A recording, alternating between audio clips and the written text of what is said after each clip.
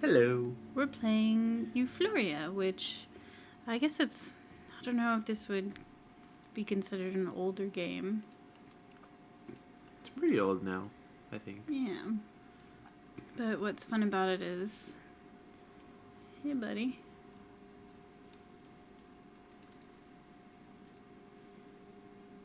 Where am I supposed to be going? I don't think you have a tree there. Yeah, I don't. I think I'm supposed to be going here. Boop. So why do you like games like this? They're incredibly relaxing, to be perfectly honest. What's relaxing about it? It seems to be a very strategical game of conquest, if I remember correctly. Well, it's got a lot of very... Whoop, I found more seedlings. I need 10 on one asteroid. So basically, it's just... How many do I have? I have 8. It's a lot of very pretty music. And very simple, pretty visuals.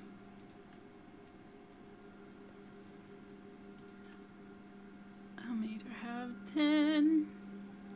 Boop. So now I can make a tree. And this will give me more seedlings. You can zoom all the way in to look at them. Zoop, zoop, zoop. Make a little tree, and the little tree will make more seeds. And then I go throughout the universe. Although I don't know if this specific... I think this is just the first level. Yeah. Teaching you the mechanics of the trees. Mm-hmm. So yeah, see I have 2. Again, with the zooming in. And they're different colors each time. I don't know if you can hear the music.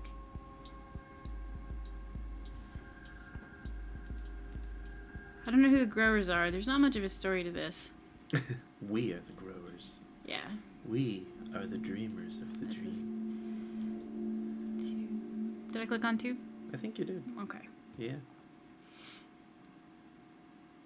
As your mother tree, I will guide you. So this one, you can see it has different powers. Like this one's very fast. This one's more balanced. You can have 2. You have 3 trees total. How many do I have over there? I have 6 seedlings. So I'm going to send 4 over there so that I can have another tree. But one thing I wanted to talk about is that you've mentioned in a couple of the Let's Plays. I don't know if it's any of the ones you posted yet.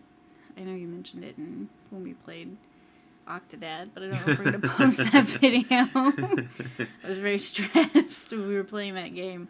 But you've made jokes about my OCD is showing. Your need for completion, your need for checking under every rock in every nook and cranny. I think it shows. I think I mentioned it actually in one of the Amnesia. The amnesias, yeah. Yeah. Where you pick the books, and like they're obviously nothing there, or to me anyway. There's nothing there. It's entirely possible that the developers intend for you to look under every single book to eventually find things, but Right. for the most part, most games don't. But that the thing that's like you make the joke, but I actually do what I was diagnosed with obsessive compulsive disorder when I was a kid. Mm-hmm. And by kid I mean more teenager, so I thought maybe we would talk about that Okay. a little bit, just because it's not something that gets talked about a whole lot. So how does it manifest for you? How does it feel? Because I joke about it, and I think I joke that a lot of people kind of play games slower than I would play them, but yeah, you do tend to power through. yeah. And I mean that stuff I don't think is really connected to, I mean it might be, but I don't know that it's really connected. Humans are pattern seeking machines. We like patterns. But OCD is a little bit different, and it doesn't have a lot necessarily specifically to do with cleanliness, although it can. It doesn't specifically have to do with completion. There's a lot. What it's mainly about is anxiety. people focus on the compulsive aspects, but they kind of forget the obsessive aspects. And that's sort of the underlying everything, is that you have these obsessive thoughts that you can't get rid of, obsessive fears, obsessive anxiety. And some part of your brain connects this thing that I'm afraid of. I can, very good. If you do particular rituals that you can... Does it make you feel better? Sort of. It's both distressing and makes me feel better. Because it's a bit like scratching a rash or something like that. In as much as you feel a little bit of temporary relief, but you also know that you're just making everything worse and it's kind of painful. Yeah. So some of the rituals are very disruptive because they're time consuming or distracting or keep me from doing other things, or they're embarrassing to me just because it's a very sort of hidden, embarrassing thing, because you see everybody else who seems to be just functioning normally, and you have all this internal turmoil and fear and frustration, and you know that people will look at you funny if, like, you're, just to go by something that I think most people recognize from television, if you're washing your hands for the 50th time or checking a lock the 50th time, that people get impatient, they think you're bizarre, stuff like that. Yeah, I'm sure it doesn't help that I have probably what would be considered the clinical opposite of OCD, which is ADD. And I need to get things done now. Gotta go. Gotta go. Gotta go. Oh my God, why haven't you gone yet? And I think that drives you crazy sometimes. Especially when you're trying to relieve some of your stress by doing a repetitive action, and I just want to get done with the action, but the action it's not about getting the action done so much as it is about relieving the stress. Right. And I mean, sometimes it's been sort of helpful in as much as you do kind of, when you're patient and reassuring but pushing me a little bit to stop doing something, because I don't know whether or not this is OCD or connected to OCD, but I think there are things that are not necessarily compulsive that become compulsive. Like, I like being kind of clean and having a straightened house, and that makes me feel less stressed and more relaxed and all of that good stuff. But when I have a lot of anxiety going on, I can wind up obsessively, like, you've had to stop me when it's like 2 o'clock in the morning and I'm scrubbing baseboards and bleaching floors and things like that, because I'm just so stressed out about something unrelated. And it's trying to control unrelated things. And for me, it also intersects, and this isn't really talked about very much at all, but I don't know if it's if they're both on the same spectrum, and I think there's some debate about this, whether or not eating disorders and obsessive compulsive disorder are on the same spectrum, or if they are just have high comorbidity, which means you have both at the same time. But I, for almost all of my life, have had disordered eating, which is also very, very hard to talk about and diagnose. But it comes from a lot of the same place. It comes from feeling like if you can control this aspect and do, quote unquote, the right things, that you can prevent bad stuff from happening. And in particular, one of the more common obsessive thoughts is that, like, bad things will happen to people that you love, or even that you'll do bad things to people that you love. One of the best manifestations, or not manifestations, I guess examples, I can't think of the word right now, of OCD I've seen in fiction is actually from questionable content. There's a character in the webcomic, Questionable Content. And rather than having kind of the monk-esque, he's a germaphobe and everything has to be sterile, I think it goes a little bit into some of the anxiety and obsessive thoughts that come along with it that are kind of necessary for OCD to even be a thing. Because again, I hear lots of people just casually talking about how they're OCD because they like to alphabetize things. Like that just means No, you're you just human. like organization. That's Yeah. not. Yeah. So you've been dealing with OCD your whole life, basically. Mm-hmm. What? I mean, assuming people view this video, what would you recommend people do to deal with this? Like, how you live a pretty productive life. You have a job. You have a husband who loves you. I've asked him. I know. And a kid who's fantastic, and the house is clean. But you have a life. So how do you deal with your OCD in a way that you can, live your life? Well, I mean, what would you recommend? For one thing, I've had like a lifetime to sort of accommodate a lot of this, and that's the thing, is it's one of those mental illnesses or disorders, and the more they look into it, the more it's very clearly neurologically or chemically based.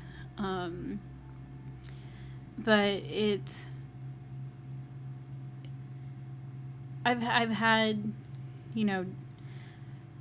a few decades now to basically make sure that the stuff that I have to do isn't as invasive into the rest of my life as it was when I was younger. Part of it is, I guess, don't be ashamed, which is hard to say because there's a lot of shame wrapped up in it. But when you're ashamed, then you don't seek therapy or medication. You don't talk to people about it. You don't tell them. They don't understand. But it's very embarrassing. Like one of the points of obsession and compulsion since I was a kid is symmetry. Like when I was a little kid, I would freak out. Like if I scratched one side of my face because I had an itch, I'd have to touch the other the same way. And I would honestly get like very upset if I couldn't. And I still have a bit of that, but I just make sure I'm more aware because I'm an adult, and since people would tell me stop, don't do that, or would get upset with me or whatever, then I just learned to do it in a way that people didn't notice. I don't know if that's the healthy response to that. Well, hiding your problems. Well, I don't know that that's really the advice I'm giving so much as like a lot of the way that I have learned to deal with it, and I think a lot of adults ultimately learn to deal with it, is just to, I forgot about these guys, is more to shield their friends and partners from it because it is such an embarrassing thing. They are mad with violence and anger. Why do they fight us? We're just peaceful little dots. Well, they fight us because they are mad with violence and anger. Yeah, clearly. So yeah, they actually have little battles with lasers. Flowers with lasers. Laser flowers. I don't know if I'm winning or if they're winning. Oh, I guess I'm winning a bit. You're winning. You have more trees. Yeah, I my strategy for this game is Zerg Rush. That's not Zerg rushing. Huh? That's not Zerg rushing. Zerg rushing is don't create trees and then grab all your units and go before they have a chance. You're a Terran, and you turtle. You turtle in your base. You mass up a massive unit. The creating more tree. Well, maybe, but creating more trees just basically I just build up enough of a force that there's like 5 times as many of me as there are of them, and just wipe them out. Yeah, that's called turtling. Oh well, all right. Yeah. I thought use your game lingo correctly. I thought like having 5 units to every one of theirs and just rolling through them like locusts was Zerg rushing. No, that's called zerging. Like, Zerg rush is a very specific StarCraft term, and it basically means you create just enough units to wipe them out very, very early before they've had a chance to do anything, and you rush. I feel like this is debatable. I think not. I think I have a little bit more StarCraft experience than you. I don't know. You don't know if I have more StarCraft experience? I don't know, but we can't really talk about our experience Yeah. with StarCraft. I think you're being attacked on that second world. I'll be fine. Alright. Amit compulsively kibitzes. Yes. Yes, I do.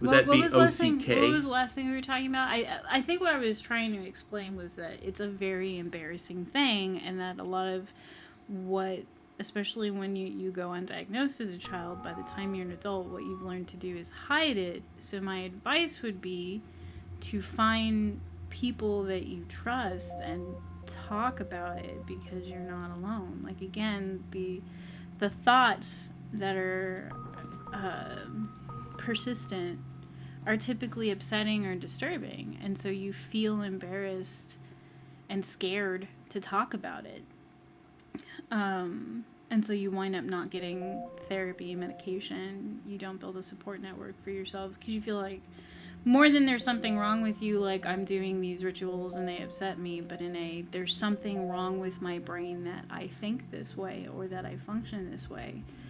You wind up hiding a lot of what you do. Like, I've even had several therapists say, oh, I didn't realize it was that impactful. I didn't realize it was that bad, or I didn't realize it was that big of a thing in your life, because I'm so... You like to hide it. I don't even know that I do it consciously. No, you don't. I don't think you do. I think I just don't want to bother people with it. And I don't want people to tell me to stop doing the things that make me comfortable. I think that's true about a lot of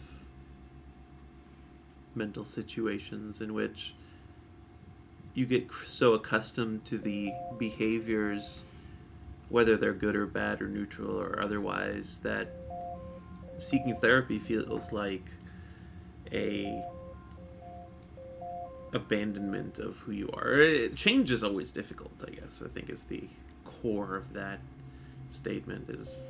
That is, I think, one of the reasons why getting any kind of assistance for mental health issues is, especially medication, not only the stigma, but also wondering, will I still be me if I let go of this thing?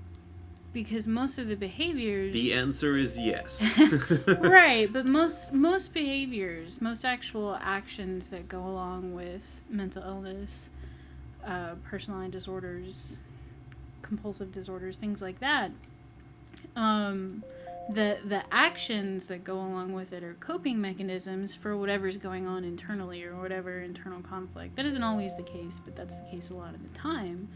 And so since you've gone your whole life building up this toolbox of coping mechanisms, you feel like if you stop using them, like what's going to happen? You're losing your safety net. And you feel like if the parts of your personality, because it gives you comfort, in some ways gives you strength, it's part of who you are. So it's sort of finding this balance between accepting the bits of you that are good and beneficial, even the bits that might be related to mental illness, and letting go of the things that are causing you to have a less fulfilled, satisfied, meaningful life and meaningful relationships than you would want to otherwise. So, I mean, that's all very difficult to explain, but like my anxiety, my introversion, stuff like that, I spent so long trying to fight it and get rid of it and say, well, I'm really an outgoing person who likes people, so I should be able to quote unquote fix this on my own, no less. Yeah, I don't think it works that way. Yeah, it doesn't. But then I started to realize that parts of my anxiety might actually be positive or okay or just sort of who I am, and that those things are perfectly acceptable, and that I don't have to expunge all of it. But that there are definitely some things that I would, prefer. I would prefer not to think that if I eat a particular kind of food that, like, my little brother will lose his job. Those are thoughts and fears that I've had. You even sometimes do it retrospectively, as much as you don't think about what you've eaten, and then something bad because life happens. Yeah. And then you're like, oh, it must be because I ate X or did Y, or that's not the way life works. Right. But that's the OCD, yeah. It's the fear, the anxiety. I mean, there's a lot more to it, and it's hard to explain all of it, and different people who have different experiences with these things or with anxiety or with OCD will potentially describe them differently. I'm talking more, I think, about the internal conflict and the effect. A lot of what gets focused on in the media are the actions and the weird rituals, because that it's hard to show. There's several reasons for that. I think we fetishize what we consider extreme behavior. And B, I think that, it's sort of the sideshow circus freak allure of, wow, that person is doing something weird and different than me,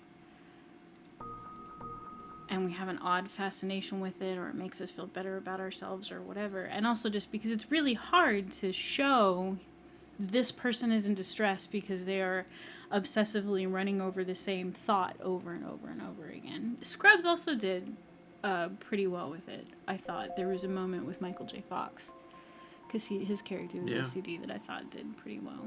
But again, it's still focused on kind of the washing hands and the cleanliness. We see that a lot. But then that's a visual aspect that is very easy to telegraph during a TV series, I suppose. But then hoarding is also, I believe, on the spectrum of OCD behavior. And it's the anxiety that if you get rid of something, that something bad will happen. Which is why everyone looks at it and goes, just throw it away, it's trash, just throw it away. And it's so difficult to understand, like, you might as well be telling them to throw away a limb, or to point a gun at one of their loved ones or something like that. They sincerely and usually have trouble articulating why there's this intense visceral feel. I don't have that, actually. And in fact, I lived with hoarders once. And it was awful. Because, they were lovely, kind, wonderful people who were kind enough to take me in during a time in my life that was not super stable. And so this isn't a judgment on them. This is more, for me personally, it triggered a lot of my stuff, because, again, I need to have a very organized... I'm going to explore with just one. A very organized, orderly, clean environment. And so being in an environment that was just full of stuff, I think ultimately left me even more stressed out when my environment starts to get a bit unruly and out of my control. Which is funny, because I would say, and you can correct me if I'm wrong about this, that I'm not super controlling with regard to people. No, that's me. But I am with my environment. With myself, my body, and my environment. Yeah. I would say that is accurate. So how do you sort of see it or don't see it or think about it? Which part? Me, how do you cope with, like if anybody ever watches this, someone who has a loved one who's got anxiety or OCD, like, how do you feel about it? How do you It's deal with it? surprising. I think one of the best, the anxiety part anyway, the one of the best web comics that I saw actually was very helpful. I think the panels were basically, are you having a panic attack? The answer was, I don't know. Do you want me to build you a nest? And then the answer was yes. And then, are you ever going to come out? And I think the person having a panic attack was like, I don't know. I was like, okay, do you want me to join you? And they both just huddled under the blanket in the closet until the person felt better. And that's kind of accurate for people with anxiety. And depression. And depression, is that you're being attacked. Yeah. Oof, 28 to my 17. Send the troops. You have to understand, and I think this is something I failed at quite a few times. You have to understand that you can't always fix it. You can't fix it for them, but you can create an environment in which they feel more comfortable. It's all very much environment related, at least with you. Jeez. So when your stress levels increase, your environment probably needs to be safer and more secure, and do a lot of that. So Yeah. making you Like a nest. this morning, I was getting super twitchy. Yeah, and then we cleaned the room and you felt better. Yeah. And I was fine. Made the bed and the cats got to floop around on it. Yeah. And I mean, in some ways, our stuff intersects weirdly because you have historically suffered from depression. And since I've gone my whole life containing my anxiety and building a lot of internal structure and internal control and trying to make everything just so, like, sometimes I feel like I'm balancing just on the head of a pin. Oh, boo. Well, I lost this one planet. I didn't lose a game. Well, I'm not doing super great because they're going to start coming to attack other. Yeah, they're going to attack that planet. Dang. I wasn't paying attention.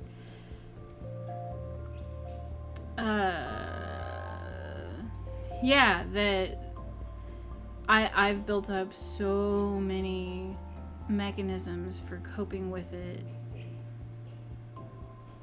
alone, kind of, and myself, and just getting up and just doing it, sort of forcing functionality, I suppose. That when you feel depressed such that you just literally can't do anything about it, I don't always get it. I'm like, just get up. Yeah. Why don't you just get up? I go to work every day. Not that you don't go to work every day, but you know what I mean. Yeah. It's rough. I think that the term opposites attract is funny because it's true.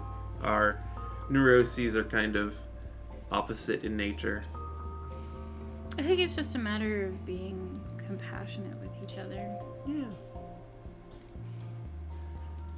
I agree.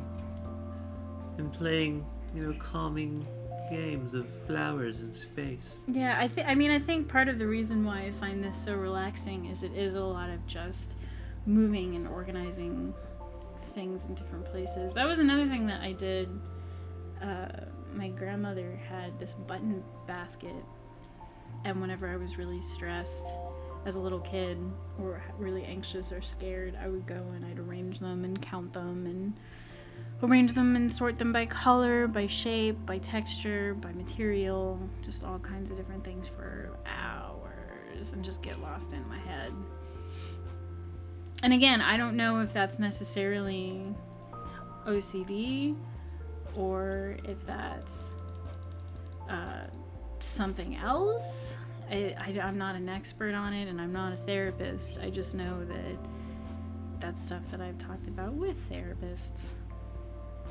Yeah, I think the takeaway is that there's nothing wrong with you. You need to go take care of yourself so that you're happy, and go do that, and go see a therapist, get medication when you're needed. a lot of studies that say that it works. And if you can't, like, if people can't find the medication that works for them or the medication that they want, finding a good support group with lots of, you know, better skills. Some stuff that helped me was, like, I tried dialectical behavioral therapy, and it had a lot of, like, really tangible coping mechanisms that I could turn to instead of the stuff that was disruptive to my day-to-day. Because some people, for whatever reason, either don't feel comfortable or can't find proper medication that actually works with them for whatever reason. I think one of the things that was difficult for you at first, if I remember correctly, was the fact that you went to one therapist or had tried one medication. I don't remember what it was. But it didn't work because, you know, it's a trial and error thing. But you were like, nope, it didn't work. Everything is done. Well, not only did it not work, it actually exacerbated Yeah. everything. And it doesn't work like that. Like, both therapists and medications is a trial and error. You have to find people that you click with, and you have to find medications that work, and every person is different. But when I actually went to the people that I was seeing at the time and told them, you know, this isn't really working for me, part of the problem was that their response was to double it. Yeah. Fun. So that was very, like, they were just bad at their job. But it left me with this intense fear of trying it again until I found a doctor and a therapist that I actually really trusted and really liked. Boom, boom, boom. Yeah, and they have to destroy the tree first so they can go down into the core and take over. So... Pow. It takes, I believe actually once a planet has, like on my own empty planet, it just takes 10 to create a tree, but in this game it has to do with core energy, I believe. Well, I think that to capture, if it's captured by someone else, you have to deplete all the core energy before you can plant any trees. Exactly. Yeah. But you have all the things now. You know, one thing that this game needed that really frustrated me in my StarCrafty days was that there's no, like, auto send. You can't, like, tell all your guys that birth on one of the far planets to automatically go to the stage. I don't want you guys hanging out there. I don't want to have to click you guys. I just want you to go to this planet every time you guys get born. I kind of like it because, again, I'm going through the repetitive action, if you notice. Yeah. Sending these guys over there. How are you? Are you guys...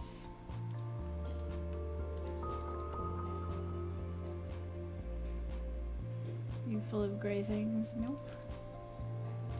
No, we have no gray things. I don't know. That was a voice.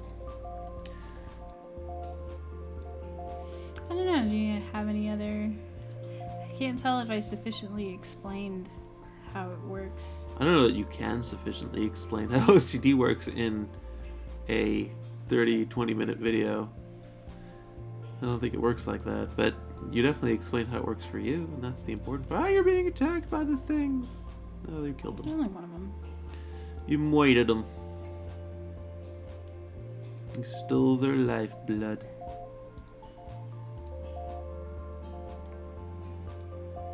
Plant all the trees. Mm-hmm. 137. Overkill much? Yeah, see, I'm saying. Pew pew pew.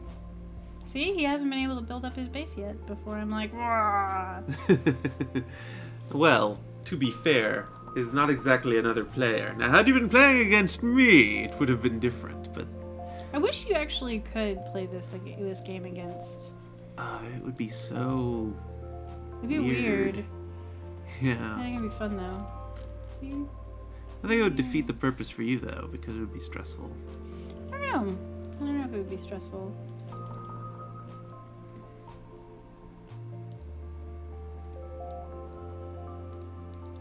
Get all the tree things.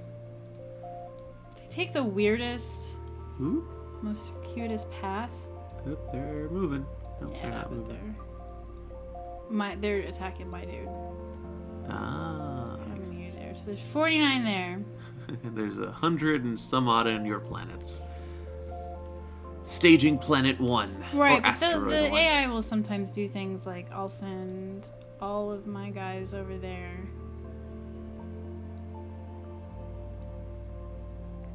And then they'll come over here and attack my planet. Right. Good point. They'll kind So of, there's they'll still kind of do a double back. a little bit of base strategy trading. involved. Like there's ways to really kind of have more strategy with the game that I just don't employ. Like if you want to go through a level more quickly, you can only build trees on planets that have like whatever planet you're on, the trees that you build there will produce little bug creatures that have the same this makeup. So like the ones that come from this planet will have high speed and kind of medium energy and strength. These will have high energy, moderate speed, really low strength, so they die pretty easily. This is a pretty great planet to make sure that you've filled out because it's very balanced. But it just depends on that. But I just sort of go the very slow because I like the music, I like the visuals. Fuck it. I think it's very soothing, so I don't mind taking my time and just sort of going through it. It's a really good game to play for just small amounts of time because you're just moving dots from one place to another.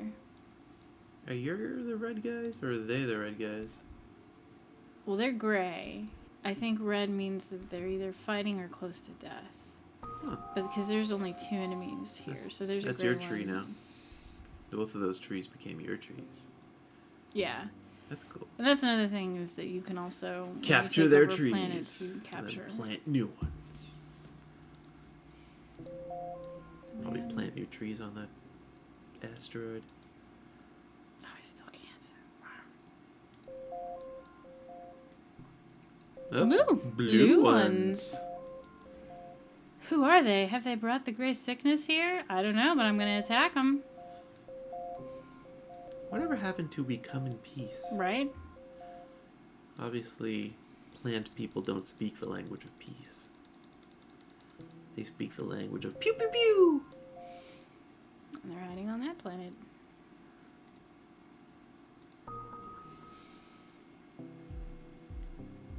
Wow, I have a lot of bugs. They're not bugs, they're seedlings. Right.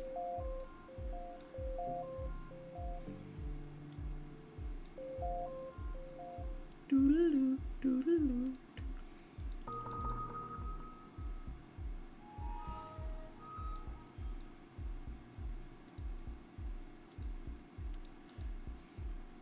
I still can't until I take that planet. I think you have to go through the other planet to get there. You gotta go through the blue homeworld. Yeah, but I really like taking over everything. I think the first time I saw you play this, I was reminded of Ender's Game and the bugs. That's interesting. Are they just going back and forth between this planet and this planet? Yes. That seems They're silly. patrolling. It's their patrol routes. I guess.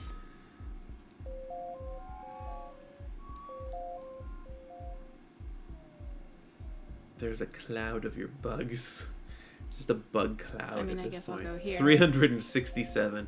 I don't think you're going to win this encounter. Just Yeah, saying. I'm clearly gonna lose.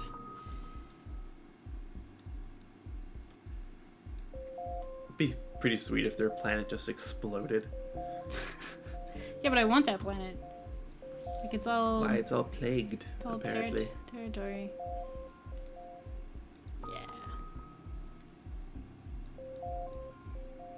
Let's go check out the battle.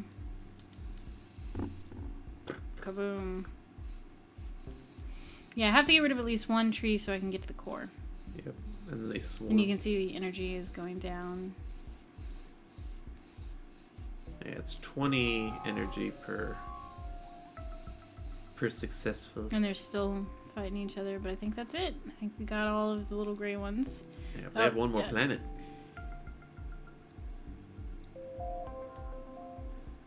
I don't know why it takes that bizarre circuitous route. Because it doesn't have... Like, the planets... Oh. The size of the planet is how far away you can go, because There's 7 of them. Not anymore, there's not. Pew, pew, pew. But yeah, I think this will probably be the last level. So if anybody has any questions about anything or this episode, just comment in the doobly-doo. In the doobly. Or on our Facebook page. Bye! Bye!